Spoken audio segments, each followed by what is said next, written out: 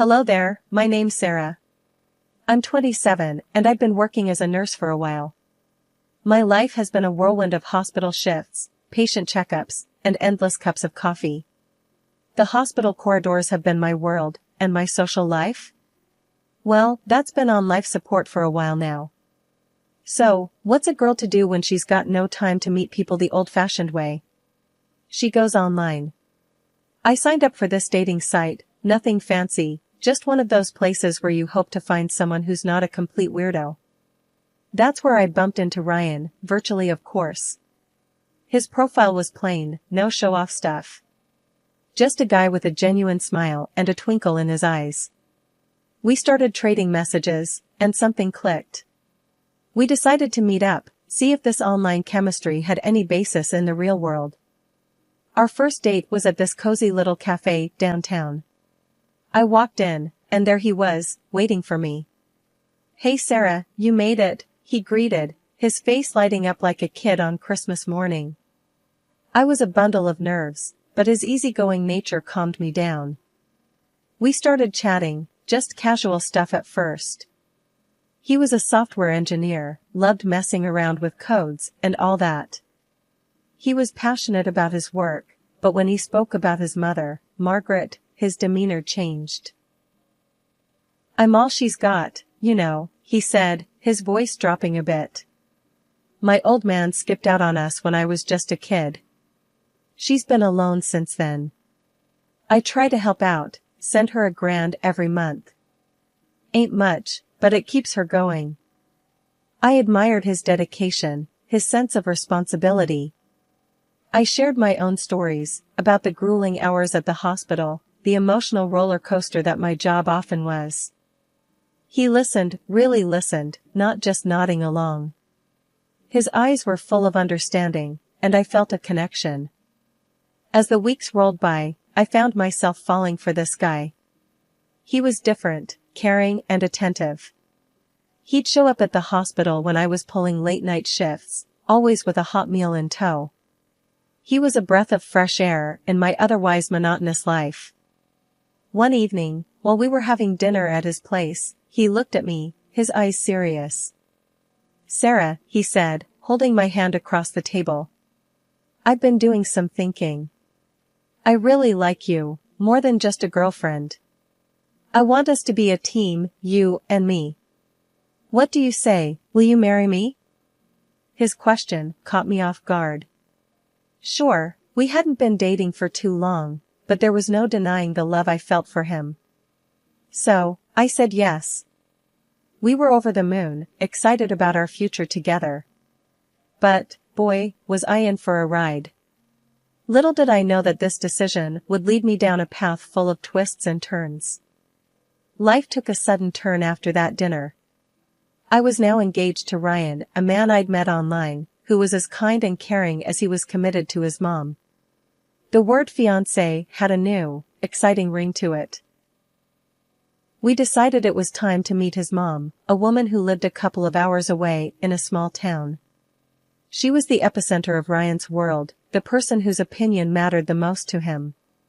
So, the plan was set: a weekend trip for the two of us to meet the woman who had raised my soon-to-be husband. The drive was filled with a strange tension. Ryan was visibly nervous, his fingers drumming on the steering wheel, his eyes darting to the rearview mirror more often than necessary. He was a man on edge, and it wasn't hard to guess why. "Ryan," I said, trying to soothe his nerves. "Relax. I'm sure your mom is a wonderful person." He shot me a half-smile, his eyes still on the road. "Yeah, she's something all right." His mom's house was a picture of quaint charm, a small structure that looked like it had jumped straight out of a home and garden magazine. As we pulled up, I saw her waiting for us on the porch, a frail figure with a spark of defiance in her eyes. "Ryan, my boy," Margaret exclaimed as soon as we got out of the car, enveloping him in a tight hug. After a moment, she turned to me, her gaze icy. "You must be Sarah." I extended a hand, forcing a smile. "Yes, ma'am. It's a pleasure to meet you." The afternoon was a whirlwind of conversation, a deep dive into Ryan's life and his mom's sacrifices. She painted a vivid picture of their shared journey, of the struggles they'd overcome together. It was touching, but also a bit overwhelming. "So, Sarah," she said at one point, her eyes boring into me. "Ryan tells me you're a nurse." I nodded.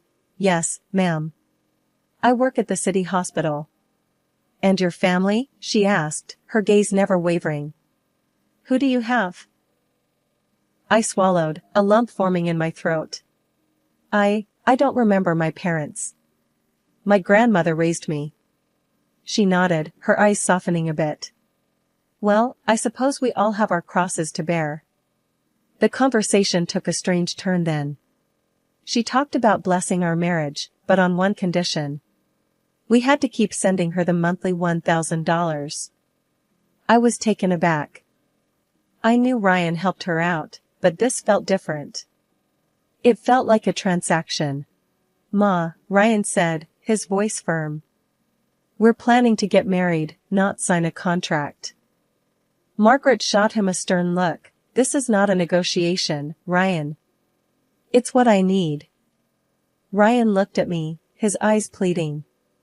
It was a tough situation, one that I didn't want to escalate. So, I agreed. I agreed to this bizarre condition, for Ryan's sake. The wedding planning kicked off with a bang. Ryan and I were excited, brimming with ideas and dreams for our big day. We had decided on a simple ceremony, something that reflected our love and commitment without breaking the bank. After all, we had a significant monthly commitment to Ryan's mom, which kept our budget modest. But love, we believed, didn't need an extravagant show. Our venue was the local church, a charming little structure with an air of warmth and familiarity. Father John, the pastor and a dear friend of Ryan's, was more than willing to officiate our wedding. His twinkling eyes and hearty congratulations made us feel even more special. The guest list was a short one, a handful of work friends, Ryan's childhood buddies, and, of course, his mom. Margaret had a strong presence in our lives, and her involvement in the wedding planning was no different. She was there at every turn, her opinions shaping our choices, from the color scheme to the menu. "I think we should serve roast beef," she declared during one of our planning sessions. "Ryan loves it." Ryan, ever the dutiful son, nodded in agreement. "But Mom," he added, "Sarah's a vegetarian. We need to consider her too." His mom simply raised an eyebrow. "Well, it's your wedding too, isn't it?" Ryan didn't argue. He simply agreed and let his mom have her way. I didn't mind much. I was too caught up in the joy of marrying the man I loved. But there was another person who was deeply involved in our wedding planning, my grandmother. She was my rock, my guiding light. She had raised me single-handedly, and her wisdom and strength had always been my inspiration. Grandma was thrilled about the wedding. She helped me pick out a simple but elegant white dress. She baked cookies for the reception, her hands working magic in the kitchen. And she was there, always there, with a smile and a word of encouragement. The day of the wedding was a whirlwind of emotions. I was nervous, excited, and a little overwhelmed. Ryan looked dashing in his blue suit, his eyes sparkling with joy. His mom, in a striking red dress, was the life of the party, chatting and laughing with everyone. The ceremony was a beautiful, heartwarming affair. Father John spoke eloquently about love and commitment, his words resonating with everyone present. As Ryan and I exchanged our vows, I could see tears in Grandma's eyes. It was a moment I would cherish forever. The reception, held in the church hall, was a fun-filled event. The roast beef was a hit, and even though I couldn't partake, I was happy to see everyone enjoying it. Ryan's mom made sure to remind everyone that it was her idea. I didn't mind. I was too caught up in the joy of the day. As the day came to a close, I felt a sense of relief wash over me. We were married. We were starting a new chapter in our lives. I knew there would be challenges, but I was ready to face them. I had Ryan, and I had Grandma. I was ready for whatever life had in store for us. In the weeks following our wedding, Ryan and I were on cloud nine. We had moved into a small rented apartment and were slowly settling into our new life together. Our days were filled with love and laughter, and our nights with dreams of a future we were eager to build together. One of our major goals was to save for a down payment on a house. We had a plan, a budget, and a piggy bank that we lovingly called our future home. Every penny we saved was a step closer to our dream. But our financial plan had a significant dent, the $1,000 we sent to Ryan's mom every month. Ryan's mom was a constant presence in our lives, and not always a welcome one. She had a knack for showing up unannounced, often with a list of complaints and demands. Her favorite topic was her financial struggles and how we needed to help her more.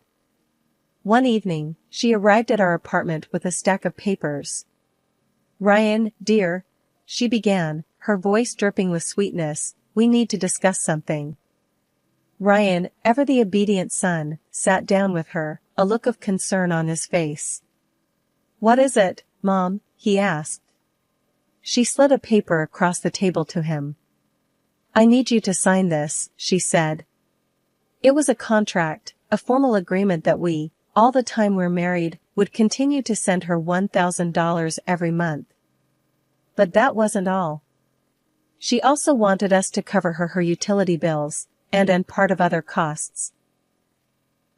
Ryan was taken aback. "Mom, we're already helping you out every month." "We can't afford all this," he protested. She simply shrugged.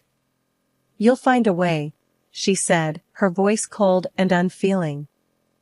I was speechless. The audacity of her demand was shocking. But before I could react, Ryan had already signed the contract. He looked at me apologetically. "I'm sorry, Sarah," he said.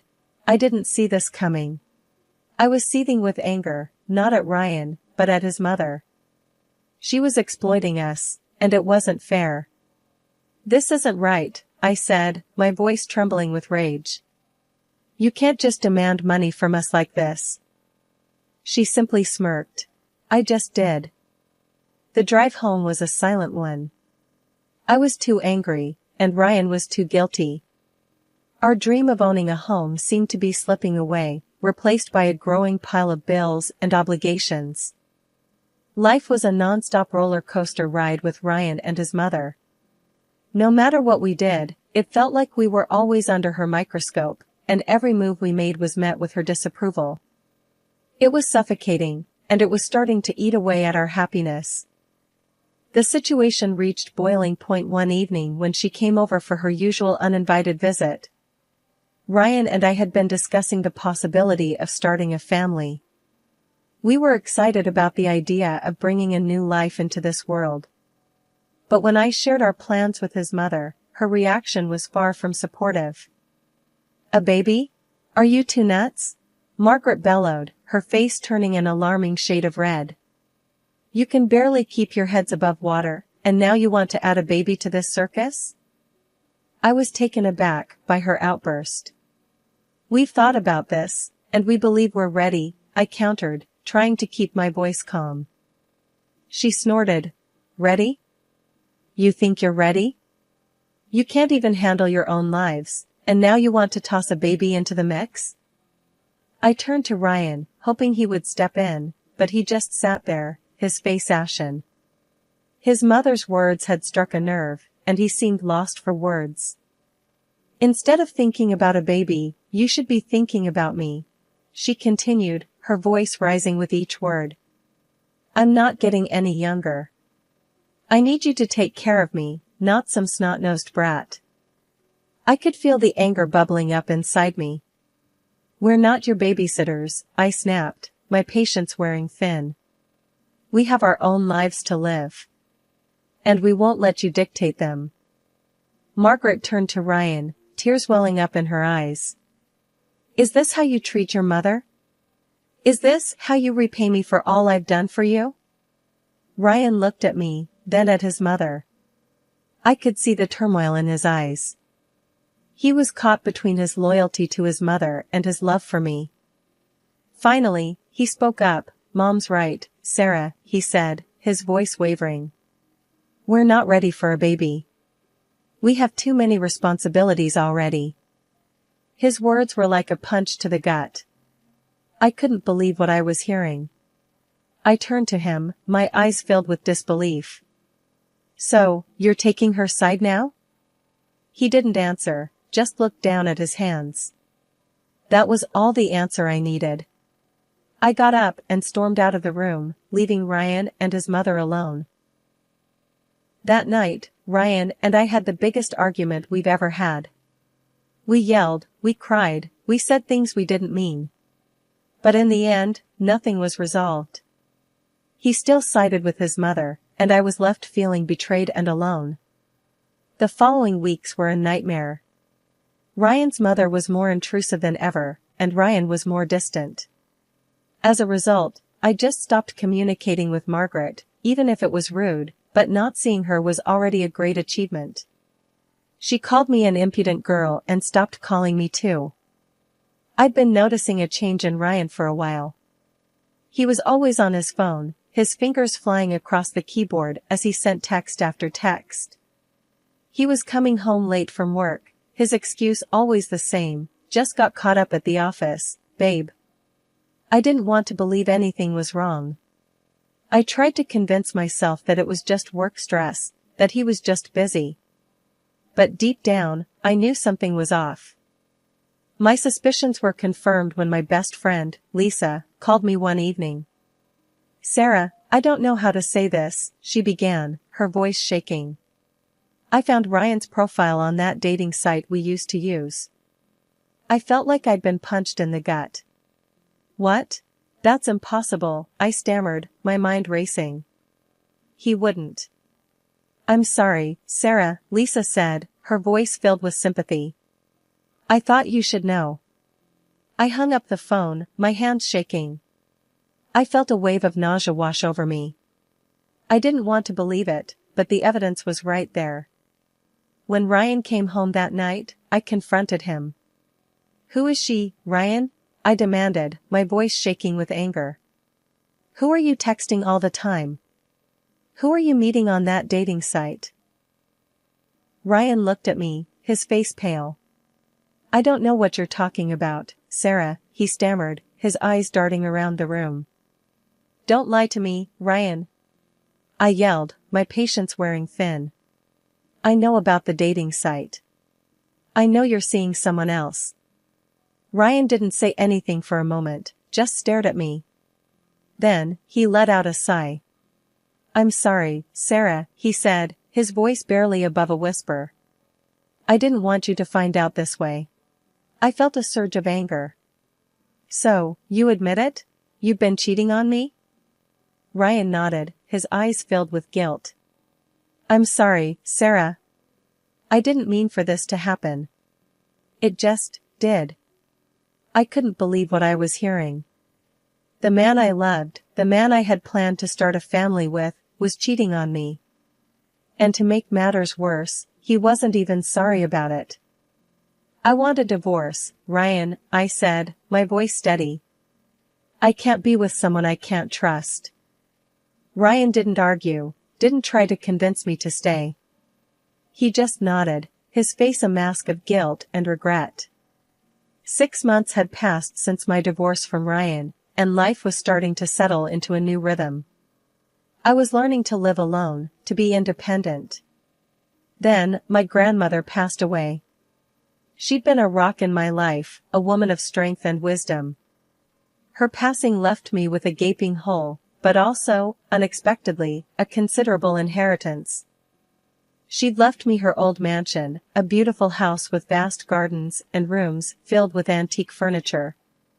And there was also a hefty sum of money, enough to let me live comfortably for the rest of my life. I was shocked, overwhelmed, but also grateful. It was a fresh start, a chance to rebuild my life. Just as I was starting to adjust to this new reality, there was a knock on the door. Standing on my doorstep was none other than Ryan's mother, a woman who'd always been a thorn in my side. "Well, look at you, living in luxury," she sneered, looking around the mansion with greedy eyes. "I heard about your little windfall. You must be over the moon." I crossed my arms, raising an eyebrow at her. "What do you want, Margaret?" She put on a saccharine smile, her eyes still scanning the house. "Well, dear, I thought it's only fair that since you and my son are married, I should get a share of this fortune." I couldn't help but laugh. "Margaret, you're out of the loop. Ryan and I divorced 6 months ago." Her eyes widened, and she sputtered. "What? No, that can't be right. Ryan would have told me." "Call him and ask," I suggested, leaning against the doorframe. "He'll confirm it." She pulled out her phone, dialed Ryan's number, and put it on speaker. "Ryan, tell me it's not true," she demanded when he answered. "Tell me you and Sarah are still married." There was a pause, and then Ryan's voice came through, sounding resigned. "No, Mom, we're not. We divorced 6 months ago." Ryan's mom ended the call, her face pale. "You've made a fool of me," she said, her voice trembling. "And you, Ryan, you're an idiot for letting this gold mine slip through your fingers." With that, she turned on her heel and stormed off, leaving me standing in the doorway, shaking with laughter. It felt good to finally stand up to Margaret, to see her taken down a peg. I'd been through a lot, but I was coming out the other side stronger, more confident. My new life was just beginning, and I was ready for whatever came next. I had a beautiful house, financial security, and most importantly, I was free from the shackles of an unhappy marriage. As I closed the door, I couldn't help but smile. Life was looking up. The sun had already started to set when I heard the knock. I opened the door to find my ex-husband, Ryan, standing there. His sudden appearance was as surprising as it was unwelcome. "What the hell are you doing here, Ryan?" I asked, my voice laced with annoyance. I heard about your inheritance, Sarah," he stammered, his eyes darting around the grand entrance of the mansion. "Is it true?" I crossed my arms over my chest, raising an eyebrow at him. "Yeah, it's true. My grandmother left me her house and a substantial amount of money." "What's it to you?" Ryan swallowed hard, his gaze never leaving mine. "I was thinking, maybe we could give it another shot, Sarah," he said, his voice shaky. "I've been a fool. I let my mother dictate our lives. I didn't stand up for you when I should have. I want to make it right." A bitter laugh escaped my lips. "Oh, now you want to make it right?" I asked, shaking my head in disbelief. "Now that I'm rich, you suddenly want to be a better man? You think I can't see right through you, Ryan?" Ryan looked taken aback by my words, but he quickly composed himself. "It's not like that, Sarah," he said, his voice filled with desperation. I've changed. I can be a better man. I can make it up to you." I stared at him, my heart pounding in my chest. I could see the greed in his eyes, the dollar signs practically flashing in his pupils. He was no different from his arrogant mother. He was just after my money. "Listen here, Ryan," I said, my voice cold as ice. "You had your chance. You blew it. Now, you want to waltz back into my life, because I've come into some money? You're even more pathetic than I thought." Ryan flinched at my words, but he didn't back down. I just want to make it right, Sarah," he pleaded, his voice barely above a whisper. I just want another chance." I shook my head, a humorless smile on my face. "You're not getting another chance, Ryan," I said, my voice steady. "You're not getting a dime of my money. Now get off my property, before I call the cops." With that, I slammed the door in his face, leaving him standing on the doorstep. I could hear him calling out to me, begging for forgiveness, but I ignored him. I had better things to do than listen to his empty promises and pleas. I walked away from the door, my heart pounding in my chest. I'd finally stood up to Ryan, to his manipulations and his lies. I'd finally stood up for myself. In the weeks that followed, I found myself thinking about Ryan less and less. I was moving on, slowly but surely. I was building a new life for myself, a life that was mine and mine alone. I made new friends, people who liked me for who I was, not for my money or my mansion. I started volunteering at a local animal shelter, finding joy in helping those who couldn't help themselves. I was finally living my life on my own terms, and it felt amazing.